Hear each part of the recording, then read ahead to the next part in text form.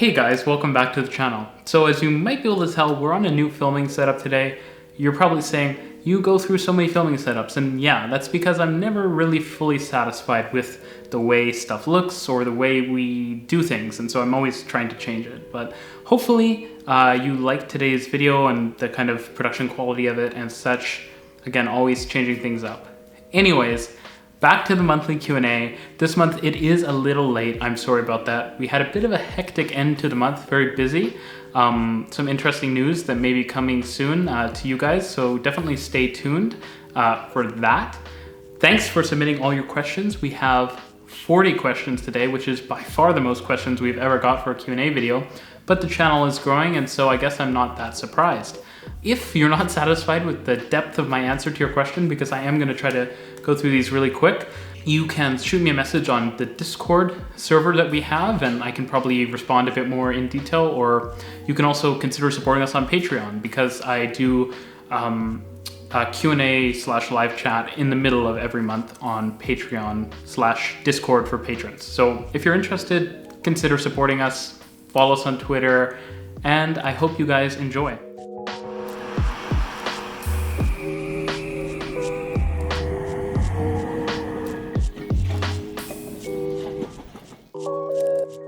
So the first question is, what's your favorite transit group from the US? I'm not sure what they mean by transit group, but I'm guessing this is meant to mean like transit system. I have a couple that I think have a lot of potential, but I don't know if I necessarily have a favorite. I quite like Portland's system, but I know the service isn't that great. I love New York's system, which has great kind of fundamental infrastructure, but is in a really bad state of repair. I like BART's infrastructure as well, but it's another system that needs more capacity and state of repair work and better service. So I'm not sure what my favorite transit system in the United States is. I think there's a lot of ones that could be much better, and that's my focus here. This might be a bit out of your channel scope, but what do you think about Edmonton City Council voting to implement... So the comment here is that they're voting to implement parking minimums, but it's actually what happened was parking minimums were removed. This is in the scope of the channel. I love urbanism, I love city building stuff, development. I think this is fantastic. If it's not already clear, I'm not a huge fan of the car. I think that cars have a place in some areas, but I think cities are one of the places where cars really don't belong. And so I think that getting rid of these parking minimums is fantastic. It encourages less people to own a car, and it encourages people to do things like walk, use transit, etc. And as more people use those modes, the city is rebuilt around those modes. So you'll see more commercial space within walking distance of residences, more development along transit, that sort of thing. So I'm really happy to see this great move from Edmonton. Next up, what cities and towns in Canada do you think could benefit from the implementation of a grade-separated BRT system, and what is the size threshold of a city to implement that type of system? Well, I don't think that I'm necessarily a huge fan of the whole grade-separated transitway style BRT systems. I have my qualms with buses in general. That being said, I think that you don't need to be very big to implement that sort of system. I think 300, 200,000, you might even be large enough. I think a city like Kelowna could be a very interesting city for that sort of system because it does have sort of a mixed BRT system right now, and so seeing a grade separated one could be interesting. I think maybe sections of York Region's Viva network in the future could use grade separated right-of-ways and that sort of thing. So I think there's a lot of places in Canada where it could work. Maybe Halifax, some of the prairie cities. I know that Winnipeg has done stuff with this kind of grade separated BRT. So there's lots of small cities in Canada where I think it could work. Do you think Halifax will get any LRT system in the near future? Given your knowledge about these different things, which would you provide, like what recommendations would you provide the government in Halifax? Well, Halifax appears to be looking at a BRT, and Halifax is one place where I think BRT might make a lot of sense. It's a really established city, there's quite a bit of density, and so I think a grid network that could cover a lot of the city with like BRT, that's a pretty effective solution. I think LRT is incredibly expensive, and you're really trying to look for a single corridor which may not exist in these kind of old established cities, and so BRT seems like a pretty appropriate choice. Do you have the green vertical Presto card, and do you think it was a good design? I like the design. I like vertical card designs. I think it's a little unconventional, and so again, I like it. I don't have one. If you have one, I'd love to hear from you. I have my email in the channel description. Please send me your vertical Presto cards if you have one. I would love to have one. So next up is On the Move. Congratulations. How does your new place compare to South Surrey as a location? Well, we have views of the mountains and of towers, which is pretty cool. We live in a tower ourselves. We also have views of the SkyTrain, night bus service, other nice commercial and retail space nearby, and so it's nice. I like it. It's a lot more transit accessible than South Surrey. Yeah, that's what I have to say. What do you think of Ottawa's current trains station, especially in terms of location? Do you think it's in a good spot to serve the city, or should a new location be considered, such as restoring service to the old downtown station? I think that while downtown stations are obviously a better choice, Ottawa's is not that far from downtown, and now that it's connected to the O train, I don't think there's a reason to move it. I think it's kind of nice to have the space a little bit outside of the city center. You know, it's totally Via's property. It's easy for them to institute some improvements without having to dig up the ground. It actually might be for the better that Ottawa's station is not directly downtown, given that it isn't right now. And it probably would make operations easier to not move it there. So I think the current location is okay. What do you think government should prioritize more, local city transit networks or intercity/national networks? I think local city transit networks. Most people live in cities, and most passenger trips, like the vast majority, are within cities. So I don't think that prioritizing national and intercity movement makes as much sense. I think you should go for the low-hanging fruit first. Build really good transit systems in the city, and then when you build that intercity transit, it's much more effective because people don't need a car at their destination. A good example of where we've kind of succeeded in this is when I used to live in Toronto. It was very easy for me to take transit to the downtown train station at Union Station and then take a train to Ottawa or Montreal, which also both have rail systems to their train stations now. And what that means is I can do a whole trip where I never have to worry about hopping on a bus. And I don't hate buses, but many people are more willing to get on a train than on a bus. And so I think having those high quality rail connections to the key locations is fantastic, and it makes it so that the locations are very accessible. So I think it's good. Next up, we have another question. Why aren't cities in North America building much rapid transit anymore, with a few exceptions? What can we get to do back on par with Europe and Asia on rapid transit rather than just light rail? Well, I would say stop spending so much money on roads and on car infrastructure. We spend an insane amount in North America on highway expansion, on parking, etc., etc. All that does is it makes cars more attractive, and it reduces the effectiveness of public transit because people are drawn to cars, and hence transit gets less ridership, and then certain people try to cut transit service, which, you know, puts transit in a death spiral in many places. So I think bringing more people back onto transit by reducing the amount we're spending on cars, by making cars less the default choice, is really important. And I think it's a big way to, once you have a lot more people riding transit, I think it's a lot easier to justify the investments to anyone. I personally think that transit's always a good investment, but some people, you may have to make it more obvious to them that it is a good investment. And I think that it's also important to remember that we are different. The cities in North America are sprawly because they were designed, unfortunately, largely, at least the newer ones, around cars. And so we have a lot of stuff that we need to work through. We need to think about suburban bus routes. We need to think about Australian-style suburban rail in some places. And we need to think differently than Europe and Asia because our cities are different. So it's kind of my answer. Thoughts on Los Angeles' large transit expansion in the next few decades? I think it's good.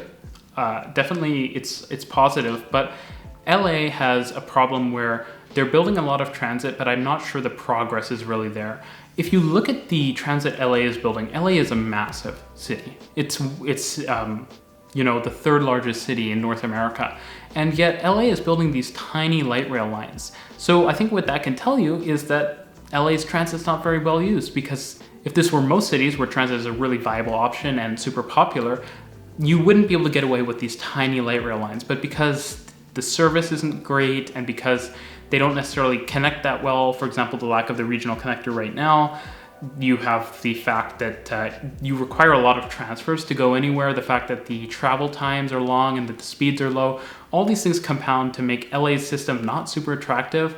While I think that LRT is good in some places, I think LA would really benefit from like an RER, a long distance electrified rail network with rapid transit frequencies, something like Montreal's REM, but higher capacity. Maybe like BART, I think, would be a fantastic option there.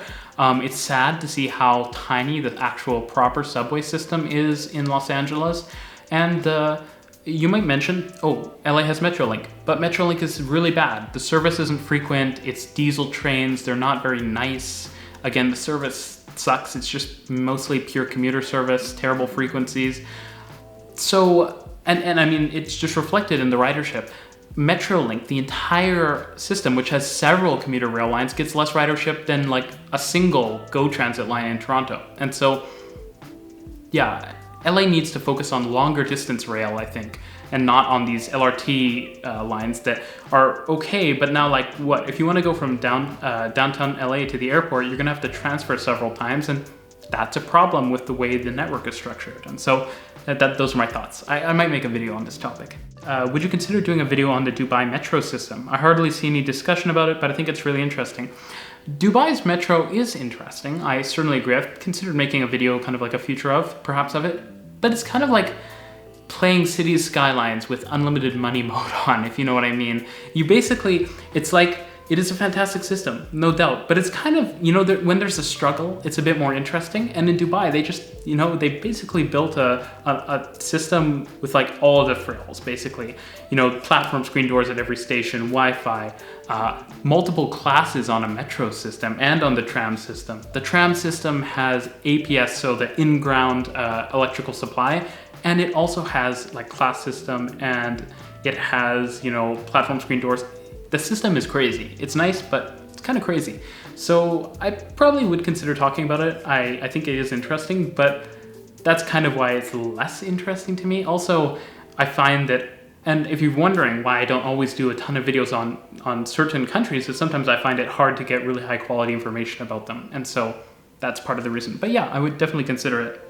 Do you prefer the name LRT or Tram? I have always thought that Tram sounds a lot nicer. Yeah, Tram is better. What is your opinion on the original GO ALRT? Was it better than the current GO RER idea now?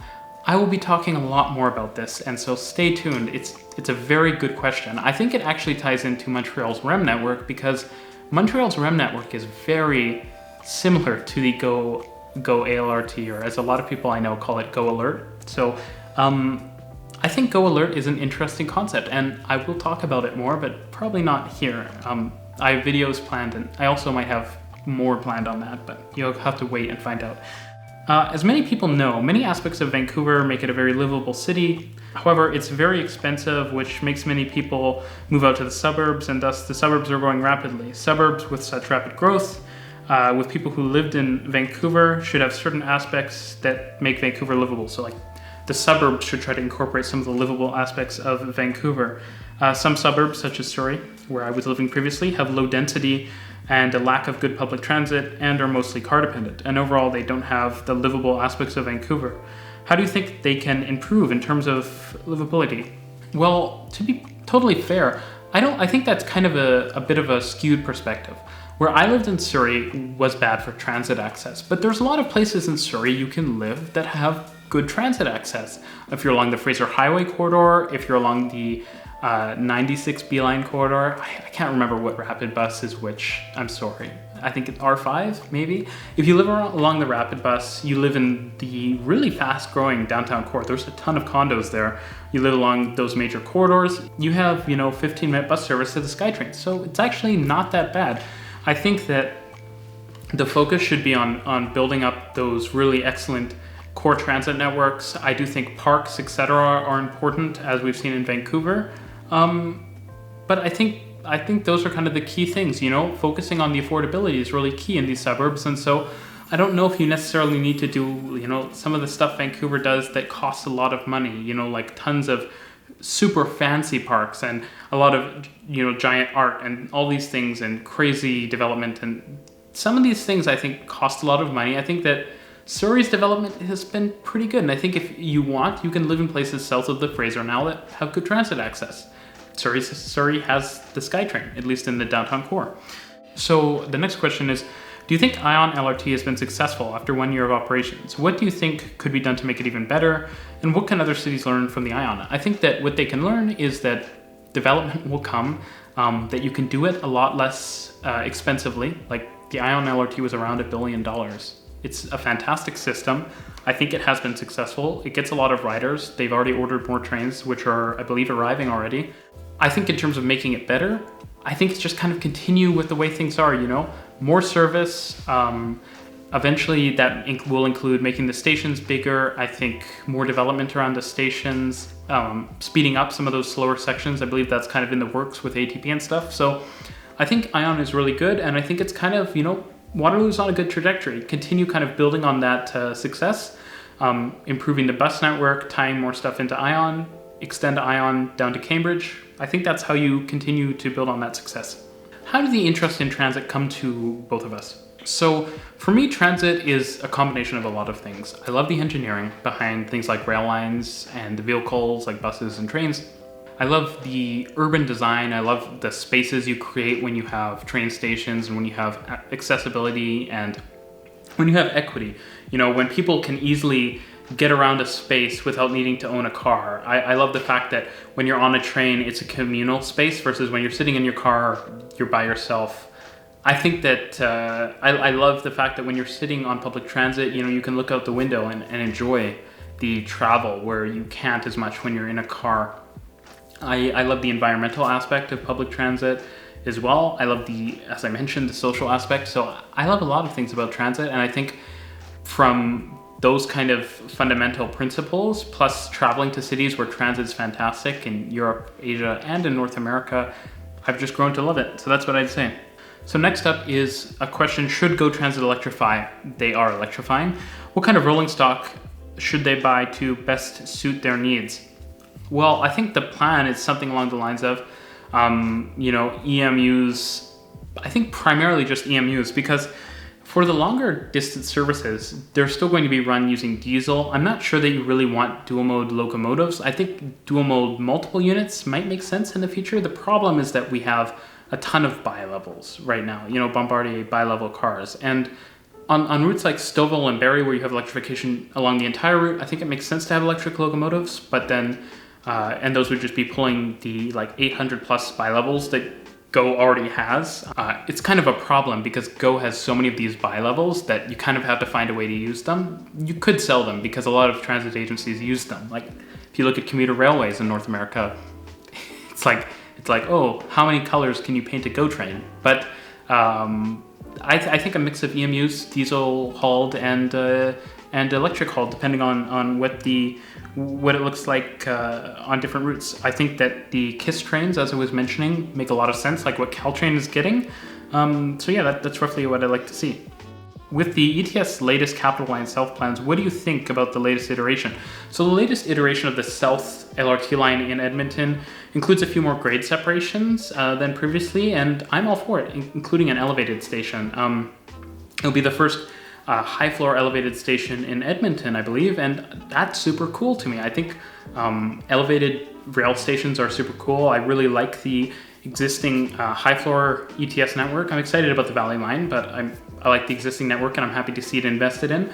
I think this extension's great. I think they've learned from the Metro line that the urban style, i.e. poorly designed LRT is not a good way to go, and they're including more grade separations and that sort of thing and treating it a bit more like a regional railway. And so I think it's an excellent improvement. Which Canadian city which does not have rapid transit has the best transit system? Well, that's like choose your favorite, least favorite food or something along those lines. Banff, maybe. Banff is really good. I think what other cities don't have rapid transit that have good transit? I guess Mississauga is pretty decent right now. It has night buses and doesn't have rapid transit right now. So that's a pretty good. You might argue that York Region just doesn't have rapid transit and it's not a good transit system anyways. That's a bit of a shot at York Region, but yeah, I think Banff would be one of my answers. I think Other than that, I mean, there's other cities, Halifax, Quebec City, big cities that don't have rapid transit typically probably have pretty good transit to make up for it. Not all big cities. I'm looking at you, some cities in the prairies. Okay, so the next question is, how do you prefer your transit lines designated? Number, color, letter, or name? I think that something like what Tokyo does is very nice. So Tokyo has clear colors for lines, typically. It will have a name and it will have a letter. I like having line names. I think it adds character. You know, it's kind of lame to have a line that's just called the blue line or something. And that being said, I don't really like Toronto's naming scheme of just naming it based on the streets. That's also kind of lame. Like, okay, yeah, the Yonge subway goes on Yonge Street. Great. I think names that reflect kind of maybe the area they serve or an important thing, something like, I love London's names like Piccadilly, Bakerloo, District, Northern. I feel like they're really cool names. You know, they're interesting. I wish we saw more of that in Canada, and I like Vancouver's line names. The Canada line, it's not the greatest name, but I love the Millennium line. I think that's a fantastic name, and yeah, I got it in the background. So that's pretty awesome. I think that though having a letter and having a number for all your stations is a great system. So props to Japan and Korea and other places that do that. There's also kind of like a sub question talking about like, should separate modes be separate lines? And yeah, I think you should show different modes distinctly on transit maps. I'm not sure necessarily if that's your question. If it's not, shoot me a message on Discord. What do you think of the TTC making 2 LRT lines? Do you think they're doing the right thing instead of an actual subway system? Well, first of all, the TTC is not building these lines, Metrolinx is, so it's the province, not the city, who's choosing this. Line 5 is a subway for much of its length. You know, I believe, I don't want to make a mistake, it's around half, if not more than half of Line 5, I believe. I might be wrong, it might be less than half. It's roughly half of Line 5 that's underground, you know, from Laird to the west end, where it does go elevated, but it's grade separated. It's still a subway in people's minds. I think the LRT lines are okay. They're not great. Subways would probably be better. I think at-grade LRT looks great on paper, it sounds great, but I don't really trust Toronto to implement it well. And it's sad because some of the people who used to be big advocates of this surface LRT, you know, don't make a sound when there's no signal priority given to it on Eglinton, for example, which will kind of kneecap a multi-billion-dollar line that we've spent the past decade building in Toronto. So upsetting, to say the least. When do you think the GO network will be fully electrified, and do you think it could even compete with Via Rail for inter-region commuting, given extensive possible expansions and connections to different cities in Canada, perhaps as far as Windsor? So I don't think you're going to see GO extend to Windsor. I think that as long as there's good planning, Via and GO have very distinct roles. GO kind of serves the greater Golden Horseshoe with commuter-focused service and some regional services. Via does not. That being said, again, if things are integrated well, there's no reason to say that, you know, some long-distance Via routes could be run by GO trains, and you could basically have kind of like a code sharing like you have on airlines, where you might take a flight from one city to another and it might be operated by a different airline, but it's like kind of sold as a ticket for a different one. So you might buy a Via ticket to, you know, Barrie, and you from Montreal, and you take a single Via train from Montreal to Toronto, and then you take a GO train from Toronto to Barrie. So that kind of thing makes sense to me. I don't think the GO network will be fully electrified for a long time, because there are certain places where, again, GO doesn't own the track. So, but a large part and critical parts, and probably the majority of the passenger traffic, will probably be electrified by the end of the 2020s/2030s, sometime in the next 20 years, I hope. Next up, if you could build 2 high-speed rail lines in Canada, where would you build them? Well, I think this is a pretty simple question. There's only really 2 corridors in Canada where high-speed rail could even make sense. So there's the obvious corridor, Quebec City to Windsor through Montreal, Ottawa, and Toronto. That would be a clear choice for number 1, and number 2 would be Calgary to Edmonton via Red Deer. Probably less high speed, probably more like a 250 kilometer per hour line. But those are the pairs / groups of cities I would do. What is your favorite bus rapid transit in the world, and why? Well, I think that, though I haven't visited, I think Mexico City's Metrobus I think Curitiba and Bogota and Colombia have really good systems. South America kind of kills it with BRT. Guangzhou in China has really good BRT as well. But yeah, those are some of the, I think, the systems that would probably be my favorite. I haven't visited them, but they look awesome.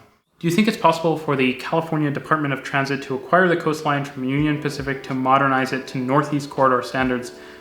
Probably not. I mean, it's possible. I think when you ask a question like, is it possible? Many things are possible. The question really is it likely?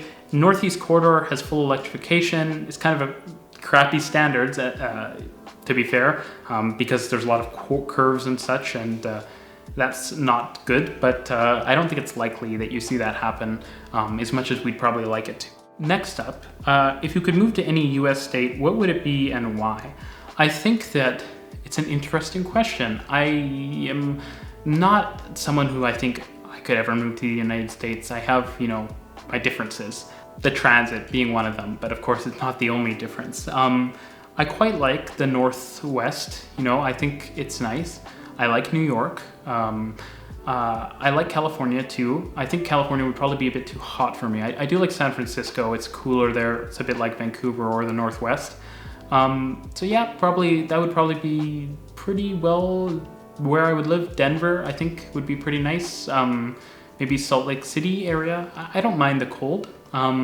Yeah, those are a couple places I would consider living in the United States. If the United States was more like Canada, that is. Are you going to take a video of the new TTC BYD buses? I'm not living in Toronto, so unlikely to happen. I hope to never have to show an image of that bus to you, my viewers, for the sake of your retinas, so they don't burn, because it's a hideous bus, in my personal opinion. Electric buses are great, but this bus, the design is not for me, so unlikely. Would a West Coast Express extension to Abbotsford be a good idea? Yes, I think so. You could literally take it kind of south from where it is now, go into the center of Abbotsford. The rails are there, so it ideally wouldn't be that much work. You could add more trackage, etc. And then I'd like to see, hourly or something along those lines, service going bi-directionally all day, at least to Coquitlam Central, where there is room to add more tracks. So yes. What are your overall thoughts on transit in the US versus Canada? Is it really that bad, especially outside of a handful of select metro areas? What can the US do outside of those handful of areas to address such a difference? In the United States, it's actually only good in a handful of select metro areas. I'm not sure if that was kind of the intention in this question. I would say the problem is there's stigmas in a lot of places against public transit, particularly buses. There's not enough service. You go to some places in the US and the buses are frequent buses are every half hour, or you get these like 45 or 42 minutes frequency buses, and it's just not attractive. Like, why would you want to use that? I remember going to a train station in Connecticut when I was there during university, and this was like a pretty major train station, and I went there and it was like next train is in 1.5 hours, and it was like that's the reason that no one wants to take transit, is because the service sucks. And I don't blame it really on the transit agencies. I think that there's kind of larger effort at play to defund transit, and then transit looks unattractive because the service sucks, and then again the death spiral ensues. I think investing in service, investing in maybe marketing, telling people why transit is good, explaining the benefits and that sort of thing. I think, for example, traveling to Japan was a really enlightening experience for me, because a lot of the focus on transit is just the convenience. Like, you don't have to own a car, you don't have to park a car, you can get your groceries when you're at the station. Think about the convenience. That's a really good way of converting people to using transit, I think. If you know enough about Japan, what important Shinkansen link do you believe is missing? I don't know enough about the bullet train network in Japan. I guess, extending the Hokkaido Shinkansen up to Sapporo would be the main one. I believe that's already happening, but it's not there yet, and so that would be like a key link. Obviously, the largest city in the north of Japan, and so yeah, linking it up to the Shinkansen would be great. Thoughts on the MBTA electrification project? It's good, but moving pretty slow. You already have some electrified corridors. I think things could be sped up. Are there any cities in North America that you believe should build a metro subway system in the near future? As I was mentioning earlier in the video, LA, please, come on, you could do it. Thoughts on Mark removing electric locomotive service from its Penn line? This is a problem because I believe the electricity costs were like insanely high on the line. You know, this shouldn't happen. If things are planned at a higher level where, you know, Amtrak and commuter railways aren't warring with each other, you know, they're really working towards the common goal, which is moving people not in cars. They shouldn't be warring. They should be working together. It's just sad to see. What's the deal with the Scarborough RT? Why did they build it as an elevated light metro? And why are they replacing it with a subway? Why didn't they just build a Line 2 extension in the first place? Well, that's because, you know, it's expensive to build subways. There was a system that the government of Ontario had, you know, interest in, or had kind of, you know, a hand in, that they wanted to sell. I think it's great technology, and I think the Scarborough RT is another case where the TTC basically tried to make it fail. You know, there's a lot of situations I see like that where, say that you are kind of fundamentally opposed to something, instead of allowing it to succeed or helping it succeed, you do everything possible to make it unattractive and fail, so you can later say, I was right, it was a bad idea in the first place. Look at what's running behind me, the SkyTrain in Vancouver. It's incredibly successful because we've invested in it. We've made improvements, things that haven't happened on the TTC with the Scarborough RT, and so people don't like it. It's crowded. It's not very good in terms of state of good repair. The stations aren't accessible. So I think that the Scarborough RT is just kind of an example of Toronto doing a really bad job with priorities and with, you know, we're going to rip it out to waste money on basically building a line that goes to fundamentally most of the same important destinations. Any long distance rail corridors in North America that you would like to see electrification on in the near future? I mean, I'd like to see electrification on in every rail corridor, but it's unlikely to happen if freight railways are involved considerably, and they are on all the long distance corridors, so unfortunately I think it's unlikely. Can we talk about LRT portals or tunnels in Toronto and in other cities, and why they exist, costs and benefits of them, where they can be best implemented?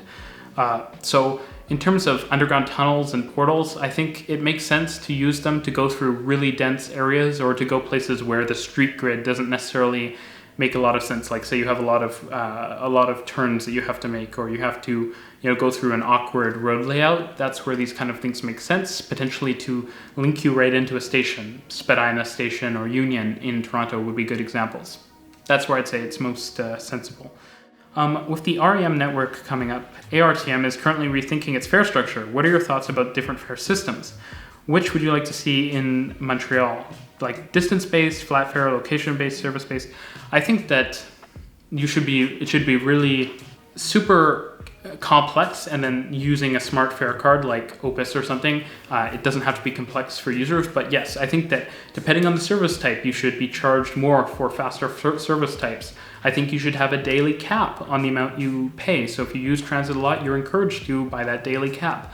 I think that there should be surge pricing. So during rush hour, you should pay a little more, and off-peak, you should pay less, so that we encourage people to move their trips to off-peak periods when possible, at least on the most congested areas of the network. You could also do things like, say, we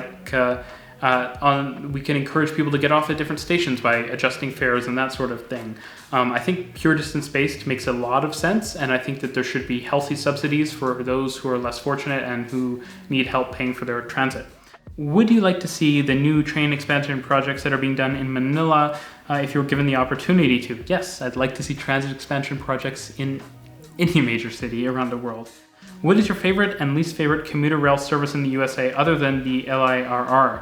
Well, I would argue BART is kind of a commuter service, but I think obviously the kind of standout would be Caltrain. I think it's fantastic what they're doing, though I guess it's not fair to call it commuter rail. I guess if we have to call it commuter rail, I would say Denver's new 25 kV Electrify network would be the standout for me, and that's, even though that's really regional rail in my personal opinion, since it's bi-directional all day long, that would be my favorite commuter rail system. Surry LRT or Langley extension, wanted to know your thoughts on them. My thoughts on this are incredibly complex, so please shoot me a message on Discord because, yeah, I could go on for way too long. Do you think all the new Ontario line stations should have platform screen doors? Although it's an added cost, I think it's long overdue. Yes, I think I made a video a while back, maybe I'll link it up here, about why we should have platform screen doors. Yes, I think they're fantastic. I believe the Ontario line will probably have them at every station. Montreal's REM, which is basically next door to Toronto, will have them at every station. So I think it's going to be pretty obvious that when the Ontario line is being built, if they weren't installed, the question on everyone's mind would be, like, Montreal just opened a new automated metro. Why did they get platform screen doors and we didn't? So I expect it to. What inspired you to make your kind of videos? Just promoting transit. There's not enough excitement in Canada. I love Jeff Marshall's videos, and I love that there's a lot of passion for the railways in other parts of the world, but in Canada there's not, and I want to help make that more of a thing. Thanks for watching this, guys. It was a long one. Thanks for all the questions. I'll see you in the next one. Good night.